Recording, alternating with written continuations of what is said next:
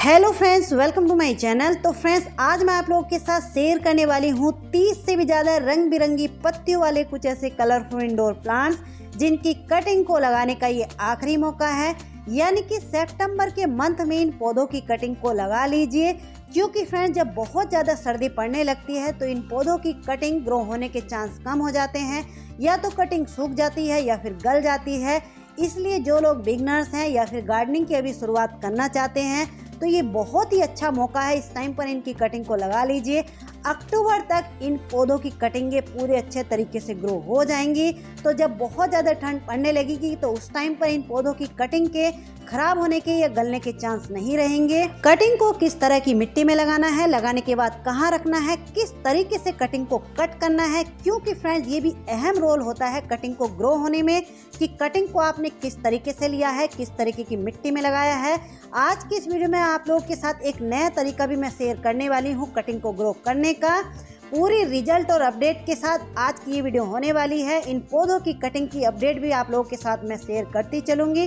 तो चलिए वीडियो को शुरू करते हैं। वीडियो को शुरू करने से पहले आप सभी लोगों से मेरी एक रिक्वेस्ट है, चैनल पर पहली बार आए हैं तो प्लीज़ चैनल को सब्सक्राइब कर लेना। वीडियो अगर अच्छी लगे तो लाइक करना, वीडियो को आगे शेयर भी कर देना।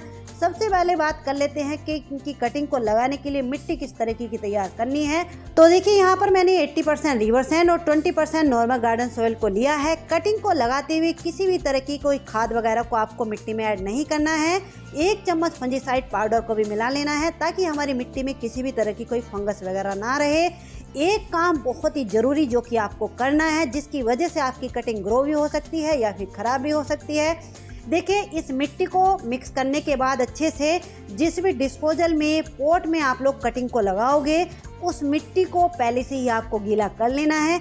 यानी कि सूखी हुई मिट्टी में आपको कटिंग को नहीं लगाना है।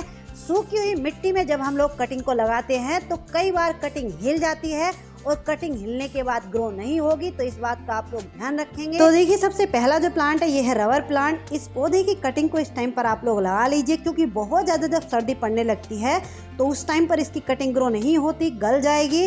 तो इसकी कटिंग आपको देखिए किस तरीके से लेनी है। 5 से 6 इंच की ही कटिंग लेनी है, इससे ज़्यादा बड़ी कटिंग नहीं लेनी है। और इसकी ये जो पत्तियां होती हैं इनको थोड़ा ध्यान से हल्के हाथों से इस तरीके से हटाना है। यानी कि इनके ये जो नोड एरिया होते हैं, जहाँ से ये पत्तियां हट रही हैं वही नोड एरिया होते हैं। तो ये नोड एरिया खराब नहीं होने चाहिए। और ऊपर से ये जो पत्तियां हैं देखिए, इनको भी मैंने कट कर लिया है, क्योंकि इसकी कटिंग भारी होती है, पत्तियां भारी होती हैं। तो पत्तियां कटिंग के ऊपर ज़्यादा लगी रहेंगी तो कटिंग हिलने के भी चांस रहेंगे और कटिंग को ग्रो होने में एनर्जी भी ज़्यादा लगेगी। और देखिए, दूसरी चीज़ ये है एलोवेरा जेल। एलोवेरा जेल को कटिंग के ऊपर ज़रूर लगा लेना है, क्योंकि ये रूटिंग हार्मोन का काम भी करता है। दूसरी बात, ये कटिंग को ख़राब नहीं होने देता। कम से कम 3 से 4 नोड एरिया इसके कटिंग के मिट्टी के अंदर जाने चाहिए। जैसे कि मैंने कहा, इसकी कटिंग थोड़ा भारी होती है, इसलिए इसकी कम से कम 3 से 4 इंच कटिंग मिट्टी के अंदर कर देनी है। और टिप वाले हिस्से की ही कटिंग आपको लेनी है। देखिए, इस तरीके से कटिंग को लगा देना है। तो देखिए, ये जो कटिंग आप लोग सामने देख रहे हैं, लगभग 1.5 महीना पहले मैंने इसकी एक कटिंग लगाई थी इसी तरीके से। इसको अभी निकाल करके देखते हैं कि ये ग्रो हुई है या नहीं हुई है। रबर प्लांट की जो कटिंग होती है पूरे अच्छे तरीके से ग्रो होने में लगभग 1.5 से 2 महीने ले लेती है। आप लोग देख लीजिए कितने अच्छे से इसकी कटिंग ग्रो हुई है। 5 से 6 इंच की ही ये कटिंग थी। 2 कटिंगें मैंने लगाई थी। ये जो कटिंग आप लोग सामने देख रहे हैं इसकी दूसरी वैरायटी है। 2 कटिंग मुझे कहीं से मिली थी तो इनको मैंने लगाया था। नेक्स्ट जो प्लांट आप लोग ये सामने देख रहे हैं ये एग्लोनिमा की एक वैरायटी है। ये लिपस्टिक एग्लोनिमा के नाम से जाना जाता है। इसकी कटिंग को भी इस टाइम आप लोग लगा सकते हैं। इसकी भी जो कटिंग है बहुत ज़्यादा जब ठंड पड़ने लगती है तो गलने के चांस रहते हैं, इसलिए इस टाइम पर इनकी कटिंग को अभी आप लोग लगा सकते हैं। ये भी एग्लोनिमा की ही वैरायटी है। इसकी कटिंग को भी इस टाइम पर आप लोग लगा सकते हैं। तो देखिए, इनकी कटिंग जो है आप लोग के साथ मैंने शेयर भी किया है। लगभग 1 महीना ही हुआ है इसकी एक कटिंग को मैंने लगाया था। तो आप लोग देख लीजिए इसकी जो रूट्स हैं कितने अच्छे से, ये जो वाइट नज़र आ रही हैं, कितने अच्छे से ये ग्रो हो गई है। इसकी कटिंग को लगाते हुए केवल एक बात आपको ध्यान रखनी है, कटिंग में ओवर वाटरिंग नहीं होनी चाहिए। नेक्स्ट जो प्लांट आप लोग सामने देख रहे हैं ये है अरेलिया का। अरेलिया में बहुत सारी वैरायटी आती हैं, लेकिन इसकी ये वाली जो वैरायटी होती है इसकी कटिंग को इस टाइम पे आप लोग लगाओगे तो 15 से 20 दिन में पूरे अच्छे तरीके से इसकी कटिंग ग्रो हो जाएगी। बहुत ज़्यादा ठंड में इसकी भी कटिंग गल जाती है या सूख जाती है। आप लोग देख लीजिए, मैंने आप लोगों के साथ शेयर भी किया है। लगभग 1 ही महीना हुआ है इसकी कटिंग को लगाए हुए। टिप वाले हिस्से की कटिंग मैंने लगाई थी, कितने अच्छे से ये कटिंग ग्रो हुई है। नेक्स्ट जो प्लांट है, ये क्रोटोन की कुछ वैरायटियां हैं। क्रोटोन में भी बहुत सारी वैरायटी आती हैं, लेकिन इनकी ये वाली जो वैरायटी होती है थोड़ा सेंसिटिव होती है। इनकी कटिंग को आप लोग रेनी सीजन से लेके सितंबर एंड तक ग्रो कर सकते हैं, क्योंकि विंटर में जब बहुत ज़्यादा ठंड पड़ने लगती है उस टाइम पर फिर इनकी कटिंग ग्रो नहीं होगी। आप लोगों के साथ मैंने शेयर भी किया है, इनकी 2 कटिंग लगाई थी। लगभग 1.5 ही महीना हुआ है, 1 से 1.5 महीना इनकी कटिंग को लगाए हुए। कितने अच्छे से इनकी कटिंग ग्रो हुई है, कितने अच्छे से रूटिंग स्टार्ट हुई है।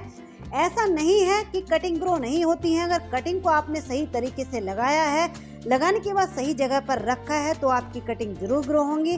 तो इनकी कटिंग को अभी भी आप लोग ग्रो कर सकते हैं। अगला जो प्लांट है, ये है देखिए सफलेरा। ये प्लांट बहुत ही हार्डी होता है। इसकी कटिंग को आप लोग कभी भी किसी भी मौसम में ग्रो कर सकते हैं, लेकिन जो लोग बिगनर्स हैं, जिनकी कटिंग ग्रो नहीं होती है, वो लोग इस टाइम पर इसकी कटिंग को ग्रो कर लीजिए। इसकी कटिंग देखिए 5 से 6 इंच की लेनी है टिप वाले हिस्से की, और कम से कम इतनी, यानी कि 3 नोड एरिया 3 इंच मिट्टी के अंदर करनी है। एक बात आपको और ध्यान रखनी है, कटिंग को हमेशा आपको तिरछा करके ही लगाना है। मैं जो ट्रिक, एक नया तरीका आप लोगों को बता रही थी, वो नया तरीका यही है। कटिंग को हमेशा तिरछा करके ही लगाना है, सीधा कटिंग को नहीं लगाना है। इसकी ये जो कटिंग आप लोग सामने देख रहे हैं, ये कटिंग मैंने 1 से 1.5 महीने पहले लगाई थी, आप लोगों के साथ शेयर भी की थी। बहुत अच्छे से ग्रो हो गई। ये है देखिए स्टारलाइट फाइकस। फाइकस में कुछ और वैरायटी भी आती हैं, लेकिन इसकी ये वाली जो वैरायटी होती है, इसके लिए कुछ लोग ये कहते हैं कि इसकी कटिंग हमसे ग्रो नहीं होती है। तो एक बात का आपको ध्यान रखना है इसकी कटिंग को ग्रो करते हुए। एक तो इसकी ज़्यादा बड़ी कटिंग नहीं लेनी है।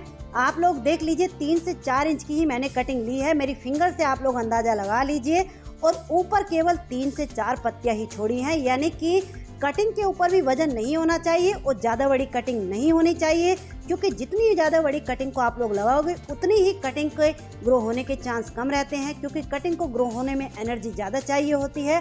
तो इसलिए इस बात का आप लोग ध्यान रखेंगे। इसकी इतनी बड़ी कटिंग ही मैंने लगाई थी, आप लोग के साथ शेयर की है। देख लीजिए कितने अच्छे से इसकी जो कटिंग है ग्रो हो गई है। इसकी जो रूट्स हैं बहुत ज़्यादा डेवलप नहीं होती हैं, बहुत हल्की, यानी कि कम रूट्स रहती हैं। अगला जो प्लांट है, ये भी फाइकस की एक वैरायटी है। ये ग्रीन फाइकस है, जिसके बोनजाई वगैरह बनते हैं। तो इसकी कटिंग तो इतनी हार्डी, इतनी मजबूत होती है कि 10 से 15 दिन में इस टाइम पर आप लोग इसकी कटिंग को लगाओगे, ग्रो हो जाएगी। इसकी कटिंग भी ऐसे ही लगानी है जैसे हमने स्टारलाइट फाइकस की कटिंग को लगाया था। आप लोगों को मैं अभी निकाल करके दिखाती हूँ। 5 से 6 कटिंग मैंने ये लगाई थी, लगभग 1 महीना ही हुआ है। कितने अच्छे से इसमें रूटिंग स्टार्ट हुई है। नेक्स्ट जो प्लांट है, ये है देखिए सॉन्ग ऑफ इंडिया। इसके लिए भी ज्यादातर कमेंट ये आते हैं कि इसकी कटिंग हमारी ग्रो नहीं होती है। तो देखिए इसकी कटिंग आपको किस तरीके से लेनी है, कैसे लगानी है। इसके टिप वाले हिस्से की कटिंग आपको लेनी है। ये टिप वाला हिस्सा होता है, ऊपर वाले हिस्से से देखिए 4 से 5 इंच की इस तरीके से यहाँ से इसको कट कर लेना है। ज़्यादा बड़ी कटिंग को नहीं लेना है। आप लोग देख लीजिए, पत्तियों को भी हटा देना है, ज़्यादा पत्तियों को नहीं रखना है। आप लोग मेरे हाथ से अंदाज़ा लगा लीजिए, अगर ऐसे आपको समझ में नहीं आता है। कम से कम 1 से 1.5 इंच, यानी कि 1.5 या 2 इंच कटिंग को मिट्टी के अंदर देखिए इस तरीके से करना है, और कटिंग को तेज हाथों से प्रेस कर देना है, ताकि कटिंग इसकी हिले ना, क्योंकि इसकी कटिंग एक तो सीधी नहीं रहती है, आड़ी तिरछी रहती है। आप लोग देख लीजिए, इसकी कटिंग मैंने लगाई थी, आप लोगों के साथ शेयर भी की है। इसमें रूट्स आपको नजर आ रही होंगी, कितने अच्छे से इसकी कटिंग ग्रो हो गई है। लगभग 1.5 महीना ही इसकी कटिंग को लगाए हुए हुआ है। नेक्स्ट जो प्लांट है, ये है देखिए रेड बिगोनिया। ये भी पत्तियों के कारण ही लगाया जाता है। इसकी जो पत्तियां होती हैं देखिए पीछे की तरफ से डार्क रेड और आगे की तरफ से कुछ मैरून कलर में होती है, देखने में बहुत सुंदर लगती हैं। इसकी एक कटिंग मुझे मिली थी 3 से 4 इंच की। आप लोग देख लीजिए, इस तरीके से केवल 2 नोड एरिया ही इसके मिट्टी के अंदर गए थे। इसकी कटिंग जो मैंने लगाई थी लगभग 1.5 महीना हो गया है। इसकी कटिंग को अभी हम लोग निकाल करके देखते हैं। ये सकुलेंट फैमिली से बिलोंग करता है, इसलिए इसकी पानी की रिक्वायरमेंट कम होती है। तो कटिंग को लगाने के बाद एक बात आपको ध्यान रखनी है कि ओवर वाटरिंग कटिंग में नहीं होनी चाहिए। ये है देखिए लकी बैम्बो। लकी बैम्बो के लिए भी कुछ लोग ये कहते हैं कि इसकी कटिंग हमसे ग्रो नहीं होती है। तो कटिंग देखिए आपको किस तरीके से इसकी लेनी है। 5 से 6 इंच की टिप वाले हिस्से की इसकी कटिंग लेनी है। इसकी जो कटिंग है पूरे अच्छे तरीके से ग्रो होने में लगभग 1.5 से 2 महीना ले लेती है। तो आप लोग देख लीजिए, इसकी जो रूट्स हैं किस तरीके से बाहर आ गई हैं। इस बोतल में मैंने लगभग 1.5 से 2 महीने हो गए हैं इसकी कटिंग को लगाया था, आप लोगों के साथ शेयर भी किया था। अगला जो प्लांट है ये है देखिए क्रोटोन की एक वैरायटी है। ये प्लांट तो इतना हार्ड ही मजबूत होता है कि इसकी कटिंग को आप लोग कभी भी किसी भी मौसम में ग्रो कर सकते हैं। लेकिन इस टाइम पर इसकी कटिंग को आप लोग लगाओगे तो 10 से 15 दिन में इसकी कटिंग में रूटिंग स्टार्ट हो जाती है। देखिए इसकी भी कटिंग आपको बहुत ज़्यादा बड़ी नहीं लेनी है, टिप वाले हिस्से की 3 से 4 इंच की ही कटिंग लेनी है।